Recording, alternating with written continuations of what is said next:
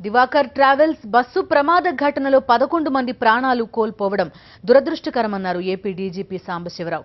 ఈ ప్రమాదంలో గాయపడి ఆసుపత్రిలో చికిత్స పొందుతున్న వారిని మంత్రి రావేలతో పాటు డీజీపీ సాంబశివరావు పరామర్శించారు. క్షతగాత్రుల నుంచి వివరాలు అడిగి తెలుసుకున్నారు.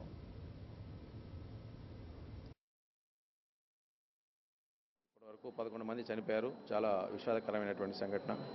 ముఖ్యమంత్రి గారు వెంటనే దీని మీద రివ్యూ చేయటం, హోంమంత్రి గారు రివ్యూ చేయటం, ఎస్పీ గారు వీళ్ళందరూ వచ్చి అక్కడ సహాయక చర్యలు చేపట్టడం ఇవన్నీ చేసిన తర్వాత ఇక్కడ అందులో మా డిపార్ట్మెంట్కి చెందినటువంటి కానిస్టేబుల్స్ కూడా ముగ్గురు ఉన్నారని తెలిసింది.